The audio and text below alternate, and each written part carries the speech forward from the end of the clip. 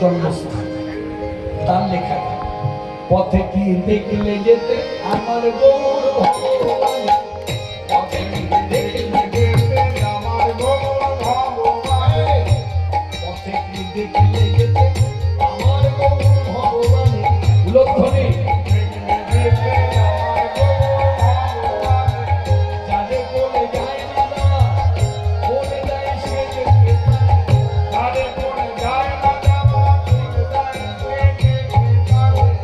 পথে কি দেখে যেতে আমার গৌর ভগবান, পথে কি দেখে যেতে আমার গৌর ভগবান। নবীন সন্ন্যাসী সে রূপে তার পাগল করে, নবীন সন্ন্যাসী রূপে তার পাগল করে, নবীন সন্ন্যাসী রূপে তার পাগল করে, নবীন সন্ন্যাসী যারে বলে যায় না দেওয়া বলে দেয় সে দেখে কাঁদে, যারে বলে যায় না দেওয়া বলে দেয় সে দেখে কাঁদে। পথে কি দেখলে যেতে আমার গৌর ভগবান, পথে কি দেখলে যেতে আমার গৌর ভগবান, পথে কি দেখলে যেতে আমার গৌর ভগবান। আখির ঝিনুকে তার অবিনয় মুক্তা ঝরে, আখির ঝিনুকে তার অবিনয় মুক্তা ঝরে, আখির ঝিনুকে তার অবিনয় মুক্তা ঝরে, আখির ঝিনুকে তার অবিনয় মুক্তা ঝরে। কেঁদে কেঁদে কৃষ্ণ প্রেম ভিক্ষা আমাকে দানে দানে, কেঁদে কেঁদে কৃষ্ণ প্রেম ভিক্ষা আমাকে দানে দানে। পথে কি দেখলে যেতে আমার গৌর ভগবান, পথে কি দেখলে যেতে আমার গৌর ভগবান, পথে কি দেখলে যেতে আমার গৌর ভগবান। জগতে জগাই বাধাই মন মনে না পাপের পাকে, জগতে জগাই বাধাই মন মনে না পাপের পাকে, জগতে জগাই বাধাই মন মনে না পাপের পাকে, জগতে জগাই বাধাই মন মনে না পাপের পাকে। সকলের পাপ নিয়ে সে সোনার গৌরাঙ্গে মাগে, সকলের পাপ নিয়ে সে সোনার গৌরাঙ্গে মাগে। আজকে কিন্তু আপনাকে এখানে বসে ভাবতে হবে কাজী নজরুল ইসলাম বহু পরে এসেছে, মানে বহু পরে কাটবেন তখন কিন্তু চৈতন্যদেব অপ্রকট, কিন্তু লেখা দেখে কখনো মনে হচ্ছে না যে গৌরকে দেখে। এই লেখাটাকে বলা হয় ভাবরাজ্যে ভক্তিরাজ্যে সাধুসঙ্গ বৈষ্ণবদের উক্তি।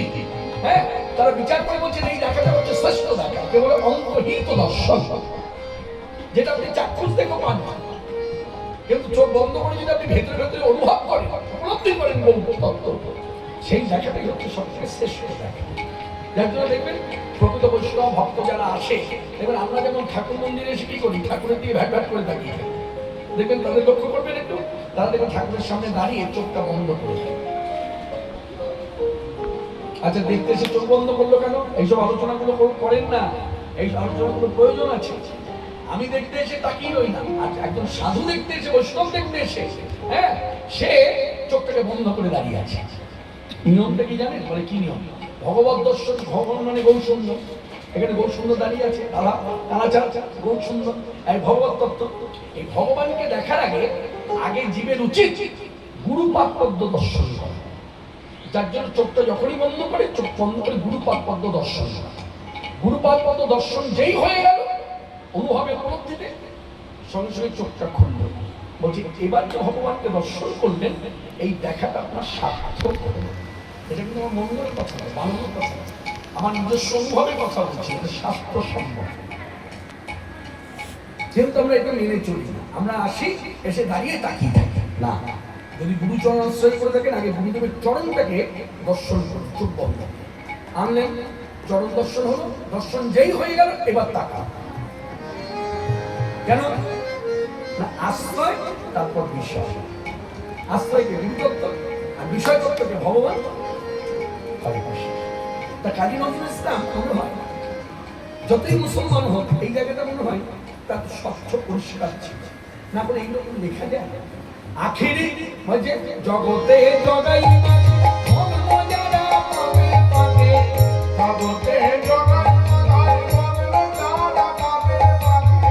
সকলের পাপ নিয়ে এসে সোনার বউ অঙ্গে মাখে সকলের পাপ নিয়ে এসে সোনার বউ অঙ্গে মাখে পথে গিয়ে দেখে যেতে আমার বউ ভগবান পথে গিয়ে দেখে আমার বউ ভগবান পথে গিয়ে দেখে যেতে আমার বউ ভগবান।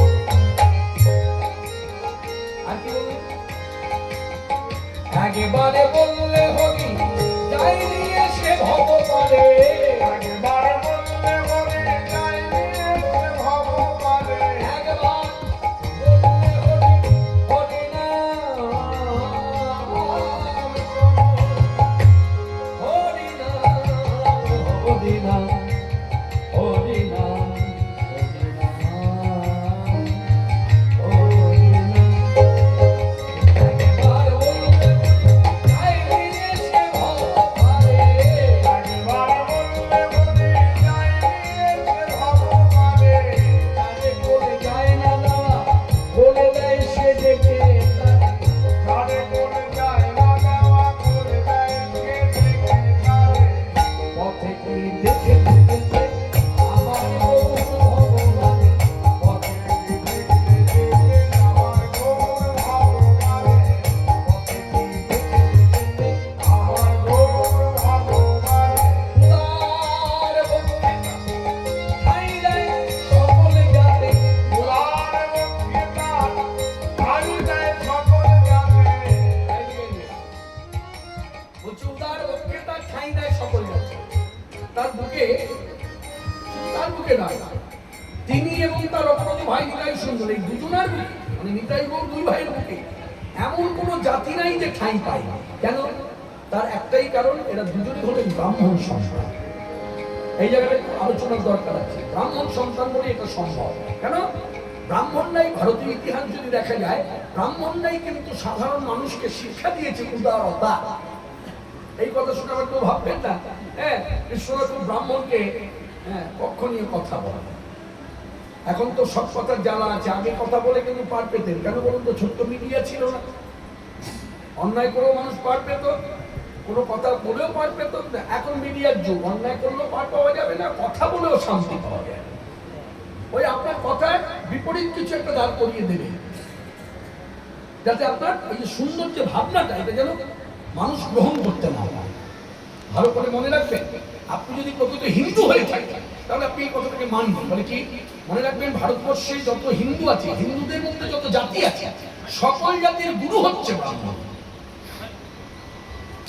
এটা আমার কথা, আমার যে দীক্ষা যার নাম ওম বিষ্ণুপাদ ডক্টর মহানন্দ ব্রহ্মচারী, তিনি একদম পরিষ্কার, তিনি অনেক বই রচনা করেছেন, তো সেই বইয়ের মধ্যে লিখে দিয়েছে। তিনি বলছেন কেন বলবো না, দেখো একটা শ্লোকে এটা পাওয়া যায়। মানে কিরকম? ওই যে কথায় তোমরা গোবিন্দের কাছে হাত ধরতে প্রণাম মন্ত্রে বলো না, নমো ব্রহ্মণ্য দেবায় গো ব্রহ্মণ্য হিতায়, বলো না? তাহলে কথাটা কি দাঁড়ালো? কৃষ্ণ দুজনার হিতকারী। সেই দুজনকে গো মানে গাভী আর ব্রাহ্মণ মানে ব্রাহ্মণ। তাহলে তিনি বানিয়ে বলেননি, শাস্ত্রসম্মত কথাটা বলেছেন, শুধু ধরিয়ে দিয়েছে যে গাভীকে মর্যাদা দেবেন যদি প্রকৃত সনাতনী হয়ে থাকে। প্রকৃত সনাতনী হয়ে থাকলে গাভীকে যেভাবে মর্যাদা দেবেন, ব্রাহ্মণকে একইভাবে মর্যাদা দেবেন। কিছু করার নেই, যেহেতু আমি সনাতনী হয়ে এসেছি। হ্যাঁ, তা এই মনে রাখবেন, ব্রাহ্মণীরা আমাদেরকে শিক্ষা দিয়েছে উদারতা। তার উজ্জ্বল দৃষ্টান্ত নিতাই বই দুই ভাই। তাদের মুখে এমন কোনো জাতি নাই যে ঠাঁই পায় না। তারাই সেগুলো জাতি বৈষম্য ঘুচিয়ে দিল। এবার তারপরে তারা চলে যাবার পরে সেই লীলা কথা শুনবার পরেও যদি আমি কিছু পরিবর্তন ঘটাই, সেটা পুরোপুরি আমার ব্যক্তিগত। এই জন্য নিতাই গৌর দায়ী না। জাতি বৈষম্য ঘুচিয়েছে, এটা সত্য, ইতিহাস সাক্ষী। এবার তারপরে যদি আমি জাতি নিয়ে ভেদাভেদ করি, সেটা আমার ব্যাপার। আর জানবেন এই জাতি বৈষম্যটা অন্যভাবে নেবেন না। কলকাতা শহরতলির থেকে জেলাতে বেশি, কি পূর্ব বর্ধমানে বলুন, কি পশ্চিম বর্ধমানে বলুন, কি বীরভূমে বলুন, কি পুরুলিয়ায় বলুন, বাঁকুড়ায় বলুন, সব জায়গায় এগুলো দেখা। কারণ আমরা তো কীর্তন নিয়ে ঘুরে বেড়াই, চুক্তির বিনিময়ে আজকে এই জেলা, কালকে ওই জেলা ঘুরে বেড়াচ্ছি। আর এই জেলায় এসে এসে দেখতে পাই, হ্যাঁ সত্যি চোখের সামনে ধরা পড়ে যায়। যেমন একটা কথা আমাদের মানে বলতেই হবে, অনেক সময় আমাদের যখন চুক্তি করি তখন বলি আপনি আসবেন কীর্তন করতে উঁচু পাড়া। প্রথমে বুঝতাম না উঁচু পাড়া মানে বুঝতাম না, আমার ধারণা ছিল উঁচু পাড়া মানে একটু উঁচু দিকে, তাই উঁচু পাড়া, আর ঢালু নেমে গেছে তাই নিচু পাড়া। ওমা গায়ে এসে শুনলাম না উঁচু পাড়া মানে ওদিকে ব্রাহ্মণ থাকে, আর নিচু পাড়া মানে এদিকে সব ছোট জাত থাকে। তাহলে দেখলেন এখনো ভেদাভেদ বৈষম্য ঘটাতে পারেনি। অথচ আপনি পঞ্চতত্ত্ব বসিয়ে 24 প্রহর ব্যাপী হরিনাম যজ্ঞ করেছেন, কি হবে? আপনি পঞ্চতত্ত্ব বসাচ্ছেন অথচ চৈতন্যদেবের মত আদর্শকে মান্যতা দিচ্ছেন না, কোনো লাভ না। যার জন্য তো মঙ্গল হচ্ছে না। চৈতন্য মহাপ্রভুর মত আদর্শকে মান্যতা দিতে, যেটা পাশ্চাত্য দেশের মানুষ ভিন্ন ভিন্ন ধর্মের সংযুক্ত, তারা আজকে দেখেছি বিচার করে দেখেছে, তারা তো বিচক্ষণ, বিচার করে দেখেছে চৈতন্য মহাপ্রভুর মত আদর্শ গ্রহণ করবার। আজকে তারা সবকিছু ছেড়ে দিয়ে মালা নিয়ে শুরু করি না কেন? তারা জেনেছিল চৈতন্যদেব আমাদেরকে শিক্ষা দিয়েছেন যুগটা হরিনামের যুগ, হরিনাম আশ্রয় করলে তোমার সত্য কার্য শেষ। এমন যে গৌর ভগবান, তার উদারতা কোনো তুলনা, উদার বক্ষে তার